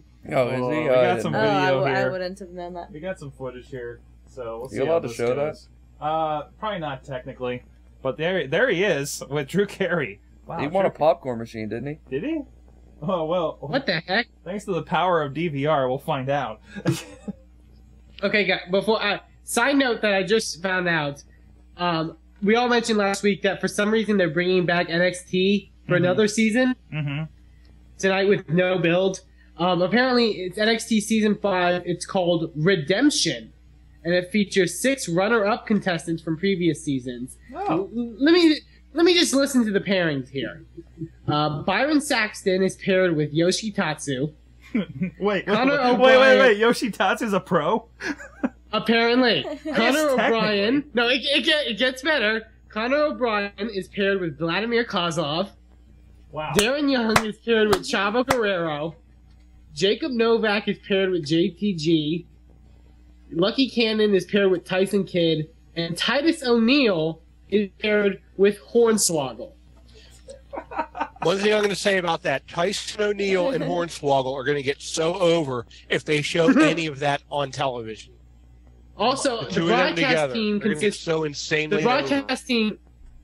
broadcast team consists of Todd Grisham and William Regal, and the hosts of the show are Matt Stryker and Maurice. It's actually, I guess it's live right now, huh? I think WWE picked all their roster members, the ones that aren't on TV and are just on Superstars, put them in a hat, and then just drew names. Yeah, it feels like. Remember when Byron Saxton was a commentator? On ECW. I wish I thought he was a good commentator, too. Mm-hmm. Whatever happened to that other one? What was the other black guy that was on ECW or something? Tony Atlas? No. Tony Atlas? The guy with Tony Atlas. Mark Henry? No, Abraham Washington. That guy. Oh, yeah! What happened to him? It was kind of rough. Why isn't he on NXT? It was kind of rough, but it was a character I thought... It was one of those, like, what the hell is Carlito, you know? And then it turned into something kind of decent. Chad the Shad absolutely hated Abraham Washington. He would get physically disgusted every time they started showing that on any program. It was the funniest thing in the world. Speaking of Carlito... He'll never be the same. Oh, wait. Going back to the Jake's comments. Actually, here's Holmes... Ah, crap. They had Hornswoggle with his pro there a second ago. There's Lucky Cannon with Tyson Kidd. Why is he... Oh, wow. I swear they got a suit. Why wouldn't he wear that cape? Why not? I swear. They took everyone that was on Superstars and put them on NXT. I was going to ask, when did Lucky Cannon find Candice Michelle's old jacket? It's like way too long. Is he gonna shake and be like, all eyes on me? Dun, dun, dun, dun, dun, dun. I just realized something. Hold on. Darren Young is one of the rookies? Isn't he just a member of the roster now? No, he got fired from the Nexus like 2 weeks after after that. The Murder the Ring announcer incident. He did, but then he showed up in Battle Royals. Yeah. And he was appearing on Superstars. He was wrestling William Regal on Superstars, getting his ass kicked, I heard. Well, even, like, I think Byron Saxton and maybe a couple other of these guys showed up on, like, the SmackDown house show. You know? Yeah, they're starting to... the FCW guys are pretty much showing on house shows now. Yeah. It's like their showcase for them. Which, I mean, that's fine, you know, that's what they're for, you know? And they can claim any of them are from your whatever hometown you're in, you know? Even Mason Ryan's from Pittsburgh, Pennsylvania. Yeah, like they do with the Patriot, you know? First time I saw a Patriot at an indie show, you know how pissed off I was when I went to a different indie show and they said he was from that town too? You know, if they would pay attention, they would realize that his hometown was Washington, D.C. Yeah! Exactly. You know, it shows the memory, because I didn't remember, you know, that was God, what, 95, 96? Yeah, just going for that easy pop. Yeah. Lesson learned. Let's see. Anything else we want to cover before we get out of here, guys? There's a pay-per-view this weekend. There is a pay-per-view. Mike DM'd me to remind me there's a pay-per-view for TNA. Now, WrestleFan. Yeah. I know how many matches have been booked on actual Impacts? One. The one? Because I saw an article that said there were 5 matches. Now I wonder if they're. I know, but none on there's TV. 5 matches, but none of them that they have advertised on Impact so far. Okay, so this They've is only like advertised spoilers. one. And Yeah. it's also. I will read them. Go ahead. Okay, well, I'll read them off. The one that we know that's going to happen if you watch Impact and don't read spoilers is Beer Money versus Inking. Because that had so much build. Hernandez versus Matt Morgan in a First Blood match. Kazarian, Jeremy Buck, Max Buck, and Robbie E in an Ultimate X match for the X Division title. Bully Ray versus Tommy Dreamer. And Angelina Love and Winter versus Sarita and Rosita for the tag titles. Those are the only matches. Where's summer, spring, and autumn? But no, there's no world title match booked at all. Why would there So maybe they couldn't get Sting, or maybe Sting's going to lose the belt this week. I don't know. That's weird. And I don't get. These are the parts where I'm just like, TNA, you have to book your matches because nobody will buy your pay-per-views. Well, yeah, remember, WWE tried that. They tried to do the old school ECW December to Dismember. We had the Elimination Chamber and they nothing did. booked. And they had 2 matches booked for that show. And the rest of them they just filled in. And that worked out so well for them. And yeah, we never saw another ECW pay-per-view again. Well, the problem with this December to Dismember is they took their 6 top guys and put them all in one match. Yeah, so what are you going to do the rest of the night? Blow up so then Joey they had Mercury's Great Khali against Tommy Dreamer. And That was then they nice. had... That was at Armageddon. They blew up Joey Mercury's face. I always confuse those. Yeah, it was the same month. It was the same month because we had like 16 pay-per-views that year. Yeah. Yes, that was that one where they decided it would be a great idea to just have 2 pay-per-views a month. In relation to the effort that TNA is obviously putting in their pay-per-view promotion, Eric Bischoff, I believe on Twitter I saw, it was an article, whatever, said, yeah, there's definitely not too many pay-per-views for the industry to support right now. Yeah. So here's hoping. Maybe they'll go pay-per-views. But they'll probably still be like $45 like WWE's is. So. Yeah, and we won't pay for it. No. Yeah. Sorry. Let's see, real quick here. WWE stock, we mentioned about them being public, continues to take a beating from market analysts. And it's kind of been a downward spiral for, some. I don't know. They're like certain things are solid for them, and then the pay-per-view numbers and live numbers have not been good. Who? WWE. In this country, but then we talk about they're doing gangbusters overseas. So, where is it even? Like we talk about, with TNA, they do, horrendous numbers here, but over in wherever they have a TV deal, they're doing tremendous. Here's a question for you. It's kind of just out there. Who do you think's going to show up when Raw comes to Pittsburgh in a couple weeks? Who's going to show up? They seem to be having like one surprise guest or something. One celebrity guest. JBL, Stone Cold, The Rock. I know somebody was thanking them for not having us. I know somebody was thanking them on Twitter for not having we had Flavor Flav and Meatloaf last time backed up with JWoww, potentially. Or Snooki. Or Snooki. Oh, it's the same. It's the same to me. What was wrong with Meatloaf? What was wrong with Meatloaf? Meatloaf was fantastic. He gets a point. I personally wanted to write a letter to Meatloaf and see if he would make up an entrance music for me. Since he wanted to do it for Randy Orton, I wanted to see if he'd do it for me. Chad gave me the idea because apparently some film students of theirs wrote a letter, or that he went to school with, wrote a letter to, I don't forget the whole story, but wrote a letter to some famous, Don Fontaine, the voiceover guy. Okay. Oh, yeah. The guys from Dick Montana.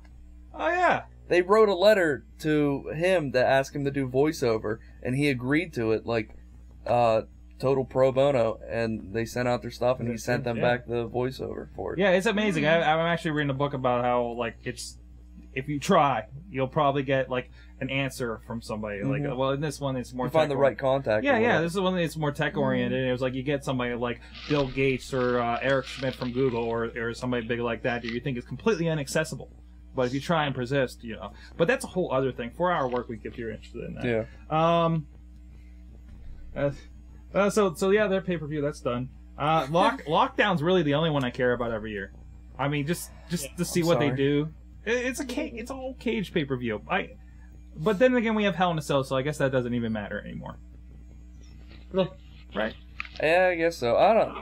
I once again burned out on TNA. Not burned out on TNA, but burned by TNA. I watched an hour of TNA 2 or 3 weeks ago, and it was really one of the worst things I'd watched. Yeah, you were laying into Twitter pretty bad that night. I could not, like, I want to know. I complimented you that night because I said that you are probably infinitely better than any cameraman they have on their payroll. I do not understand whose idea it was in a production truck. Matt Morgan was cutting a promo, and they had this zoom right on his face, so you couldn't even see anything. It zoomed in. All you could see is his face, and he's gesturing with his hands. Instead of zooming out like slowly or whatever, the camera just drops down and you just focus on his hands now, and he's continuing to talk. Yeah, it's one of those things that bother me because it's like, oh, they're cutting edge, you know, we're trying to be cutting edge. This is the cool thing to do, but it's being, you know, these are decisions being made by 50-year-old men. Yeah, don't understand it's not even like the wrestling and all like that. I can't even get to that because I cannot get past the overall general production of TNA itself. And I give them credit, like when they started with TNA Reaction and everything, I was like, okay, this is a different. I mean, to me, it feels like a different type of wrestling interview. But I feel like and then they filmed people working out spots. And that that was the other thing, like catching those in the background. I know people were like, oh, hey, like you can't just move off to the side. So you know. Which you know, I understand like filming and a lot of little details like that. You know, missing like a bag here, something like this, especially filming in HD. As you know, I've been playing with a little bit lately. But yeah, it just to create an entire hour-long episode around something like that, and now it's every interview. Like, give me some more Christy Hemme in the back with a mic at this point. I want some old school Legion of the Doom, interviews at this point. Because the Mean Gene and all that. Yeah. I mean that we can go back to the standard because you're not doing it right with these. So. And that's the other thing. The one thing I thought that the Impact in North Carolina was pretty good. The only problem I had with it was so over edited. Like you could tell the parts that they they didn't fit together. Like the parts that they clipped out of it during entrances and stuff. Like it was way too over edited for a show. It's like that's yes, and I think they need to go on. Go over to different places other than the Impact Zone because it does make it look more professional. But I also think they need to start going live. Oh, definitely. It adds a different element like we have on Raw. Yeah, then you can steal and by live, I don't mean like compete with Raw and all that stuff like they did like a year ago. Yeah, just the live show adds more to it, you know. And then when you steal the Undertaker's return promo video, it won't be that doesn't help either. That was ridiculous. But that was just a glaring example. It was terrible. Yeah. So, but we still ended up ragging on TNA. Yeah, whatever. That's fucking. Hey, we had a Mad Mike's top 10 of all good things to say. We filled up. Well, I didn't necessarily that was like. plenty. I didn't rag on him and just come out and be like, "Oh, TNA sucks. TNA, fuck TNA." I'm just like legit glaring issues I find with it. That's like you said. I don't have any I mean, the storylines are whatever. It's wrestling. Everything. It's supposed to be over the top. I've seen worse. It's just the actual production and presentation. Makes it unbearable for me to watch. And it goes back to we all want there to be a number 2 that's competitive, and this isn't it. You know, it's got the star power, it's got the money to do something with, and go back to my Motorola Zoom rant from Awesome Cast for those who listen to that. Yeah. Same concept. It's like you guys have the resources, you're obviously doing it, you're trying to be different, but you're not being the right thing you need to be. You know, and you guys and you're not changing it for the better, and you guys have way too much experience that you should know it. But I guess that's kind of a running thing in wrestling. So, but I don't know. It's getting late. We should probably wrap this up, Sorg.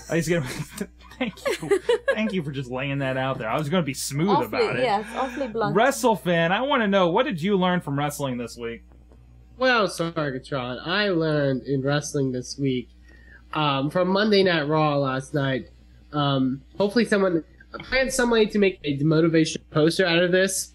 Divas matches. Michael Cole does not approve. That was so bad. That was the best part of Raw last night. Hey, can we get this over with? Can we get this done? I'm sorry. The Divas Championship match, as much as I hate that damn Barbie belt, is not NXT Season 4. Yeah. You know, no, they've gotten better. Trust me, they have gotten much better. And I give them a lot of applause to keep going. They cut to that one camera angle where you could see Michael Cole and all of his glory standing on the table. But the two of them just completely tuned it out and just kept going. Oh, we saw this before. Remember the one WrestleMania where the lights went out in the middle of a Divas match and they just kept going? Yeah. They're like, I don't think we even saw them for like 15 seconds, but they just kept going. Did you know a fan jumped in the ring last night? Yeah. Oh, it was obvious to me. The awkward camera on Miz way too long. Yeah, and then it just froze there. You saw the ring moving around? You saw the ring moving around. You saw Miz kind of look over. And you're like, and you saw Lawler kind of fumbled a little bit. And then when you cut to the other angle and you saw up the aisle, you saw them holding him away. Oh, okay. I missed that. I could just see that.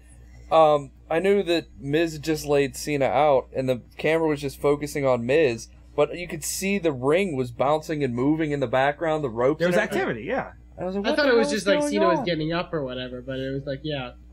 So. Let's go to DiMera. I almost called you Remedy. You're so similar. What did you learn from wrestling this week? What I learned from wrestling this week, I don't know. I didn't learn from wrestling this week. I learned from Jake Garrett this week. Oh yeah, that works. All right. Is Jake even still with us? Yes. Okay.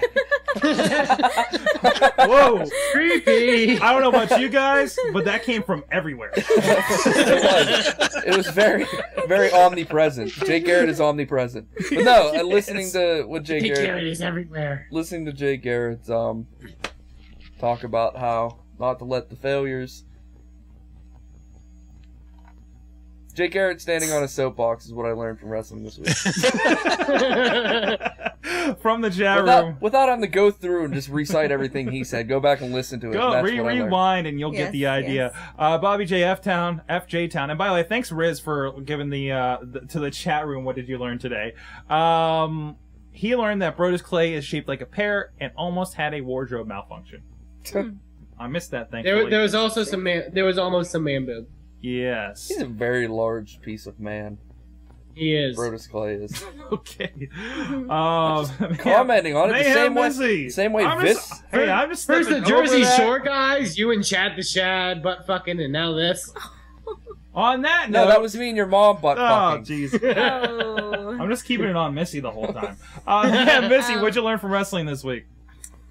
I learned, without even having to watch TNA, I learned that it still sucks. And I haven't watched it in years. But apparently it still sucks. Jake Garrett, if you care to answer, what did you learn from wrestling this week? Nothing. So nothing that you didn't already know? Yeah, pretty much. Been there. What about you, Sorg? What'd you learn? What did I learn? Oh wow. I learned that WWE. Asking? What? No. Oh, you got something? She's gonna say something. She's pouting now. Because you gotta cut to her now so she can talk. If not, she's gonna pout, and it'll be a very awkward car ride on the way back. I was merely going to read from the chat that Riz learned that JBL still looks awesome. We also got another one from Bobby F. J. Town. That he learned that Zack Ryder needs to be on Raw next week because Snooki is going to be on. Yeah, they do that whole Jersey thing. You can ask Sorg now. Oh, there's another one. Oh, you forgot? Yeah, you forgot. Oh, sorry. Sorry. Also from the chat, Hot Wheels learned that he loves David R. DiMera. He spelled it wrong. I still can't spell it right, so No, he spelled it David R. DiMera. pick an easier name next time. Next time. We have Next time. multiple lives now or something? Yeah, whenever I legally decide to change my name. Fuck you, Dave. Yeah, I mean, but some guys in wrestling go through various That's true. name changes, so That's right. it might not That's be right. David You gotta DiMera have forever. Your Right, TNA right. name, you gotta have your WWE name, you gotta Right. have You could I can't wait for your shorten TNA it name. like Hunter I mean, Hearst Helmsley you could- becoming Triple H. you You could could go to- become Double D. Yeah, Double D. Double D! Or you could end up being David R. Ocho Cinco. I was David R. Ocho Cinco. No, because that is the That dumbest is thing not I've ever even, heard. not I'm even not David R. 85. 85. No. It's Cyber not even. DiMera. Cyber DiMera. Now that's a great name. I kind of It's like kinda that. cool. I do. I feel like I, I should think be he would have to feuding. be part robot. I feel like if my name was Cyber DiMera, I should be And then- feuding with King Godzilla. I was gonna say I you would- should You- be, you no, know- you no. should be teaming with Corey Yes, Futuristic. that's You should be feuding with Glacier. the cyborg Gets and the Glacier. man from the future would make. It's perfect. It's like Quite a I team. brought a cyborg Yes. with me. And you know, it's the most ridiculous thing I've seen in a while. I But still- It's like that, I it's give like that kid Stephen all the Rowe. I credit. still want to find him a pair of those sunglasses, those like Star Trek sunglasses The Geordie that are really LaForge thin. sunglasses. Those really thin ones Oh. that LeVar Burton wore on Star Trek. Geordie LaForge, He yeah. wore a hair clip over his Wasn't it- eyes. Yes, Gold that's. I mean, hair clip. yes, but they make sunglasses. The banana like comb. it too. He needs some of those. Banana. I was sorry, speaking of name changes, at CWE a couple weeks ago, like I said, I wrestled there. I was known as Dream Machine David DiMera. Ooh, wait, did you get one the M? best? You're part of the legend, man. You were the best. I wore the vest. I was Dream Machine David DiMera. Did you wear it to the That ring? is Yes. Oh my god! I Is was it Triple is it a D. I was DVD? Triple D. Yeah, by the way, fuck that guy. I think did I don't know. Dombrowski ever tell the whole legend on the Yeah, show? we had him on to Okay, tell a legend. okay. Yeah. And I had pictures and everything. It was Okay. great. That's when he I hugged. mean, That's when he hugged an inflated monkey. Apparently. No, that was another time. We were doing Oh. other interviews there. That was a different time. That was a different time. That was a private moment between Sorg and himself, And the monkey. and the monkey. And the D Obviously. battery. Winter's Why bone. is David everybody DiMera. obsessed with you? I'm D Battery What David was it? DiMera. What was it? Like, one of the answers was like Jimmy DeMarco and the D battery. That Yeah, somebody Sorg, said. Jimmy Yes. DeMarco, and the D battery. Most favorable No one moment. voted on that for most Moment of the memorable year. moment. That's not even We from, need like, a this show year. number, people. Yeah, we That's do happened need so a show many number. times. We make you do the work so we can find it. But you go ahead. we're kicking God, we this gotta around. end this. Sorg, what'd you learn from Thomas wrestling? I learned- Jefferson. There No, we I go, give full circle. props to WWE to covering the fan interaction. I was impressed with that until I saw the guy in the aisle being like choke blocked away. It was great. I want to know what he was doing. Yeah, I wonder if there's like a fan video out there of what happened. I'm sure it was like some guy who was like, John Cena's the shit. You know, you can't see me. Yeah, Probably like climbed in the ring, was probably like trying to dry hump Cena's leg. Yeah. Maybe it was the guy who kept yelling that John Cena sucked during his promo. Yeah, Yeah, that could be. WWE's That had could a be. hard time with bad microphone placement lately. Getting guys like that. Anyways, I think it's a lot on their what was the cameras one anymore. like the week before, wasn't it? I don't know. They could mic it differently. It depends. It's a lot more elaborate than I've ever seen. But wasn't last week somebody got kick his ass Seabass on the camera? I don't know, but that would be pretty funny. Like somebody tweeted that came off on man. TV. But I watched the British version, and I'm pretty sure it got beat. Apparently, you can't say "kick his ass" Seabass in Europe on Kick his Sky ass. Sports because I had a booking and I couldn't watch it. That's the only reason I steal Raw. I'm just saying, legitimize it. He had a booking. Where are you working now? Not that kind of booking. Sure it isn't. Shoot. Yeah, you're The Mystico, aren't you? baristas at thebaristas.com. We'll give them a plug. You're Mystico, Did you aren't see? you? Did you see? I'm a. You're the one that pulled You the see, mask I'm an up. anti-abortionist on that show. I get a line. It's great. What do you say? What do you say? I said. Do you say, "What if God was aborted," or "What if Jesus was aborted"? No, I say. I believe the paraphrase is, "Baby killer, woo." There you go. There you go. So you're cheering on the baby That's killers? my line. Yeah. Wait, you're anti-abortion? In the show, yeah, apparently. Well, why were you saying "baby killers woo"? I don't know. I didn't write it. I don't know. If you were anti-abortion, you should have said, "What if Jesus was aborted?" Oh, jeez. That's an Always Sunny If reference. you That's an Always Sunny if you reference. I want to just know watched that what this that past means, weekend. thebaristas.com, episode 4, Fair Trade Coffee. I believe the episode. That's it. Wrestling Mayhem Show. Thank you, Jake Garrett. Please check him out. Yeah! CountingTheLights.com, and he's around at various indie shows. How many are there? How many what are there? Lights that you were counting. Never got past 3. Oh, okay. Oh. Huh. And of course, on the couch. Counting the lights is a reference to doing a job. If you lay on your back and count the lights too long, lose. Okay. Gotcha. So, yeah, 1, 2, 3 matches over. So, yeah. That is also what I learned from Jake Garrett this week. Hence the anger on the blog. Yes. Yes. Mayhem Missy joins us again. Good to be here as always. From her worldly travels. Yes. She's at Missy V1 if you want to follow her on Twitter. She does not tweet in this accent. I could try it. I'd like to see how that turned out. That'd be an interesting experiment.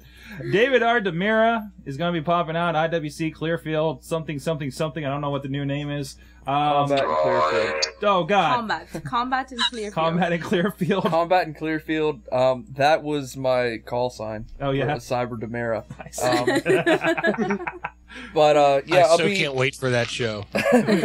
I'll be at Black Diamond Wrestling this Mm. Sunday in Moundsville, West Virginia at the Eagles Club. BlackDiamond.vze.com, I believe. Yes, that is correct. BlackDiamondWrestling.vze.com. Thank you very much. That is it.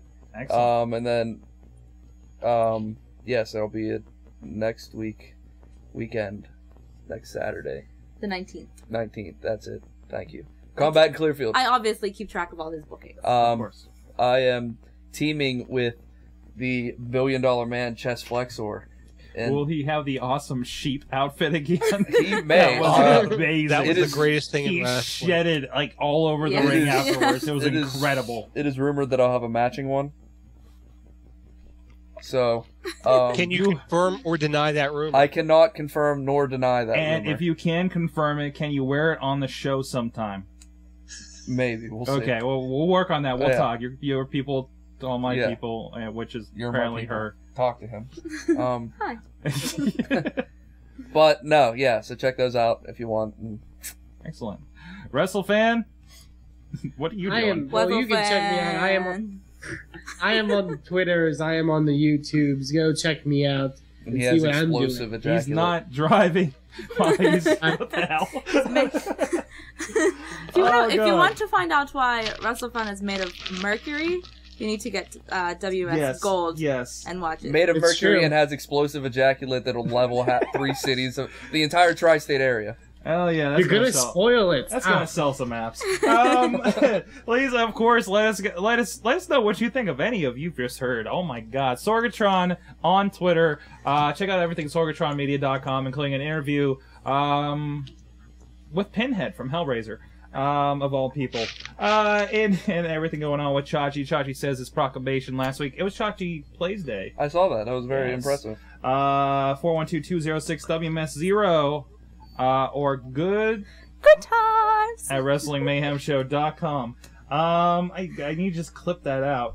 Yeah, check us on iTunes, Blip TV, Mediafly, wherever you want to get us. We should be there. If we're not there, email us at WrestlingMayhemShow.com and we'll find our way into your neighborhood on the internet. Thank you, Jake, for DiMera, Mayhem Missy, WrestleFan, LB, who left early.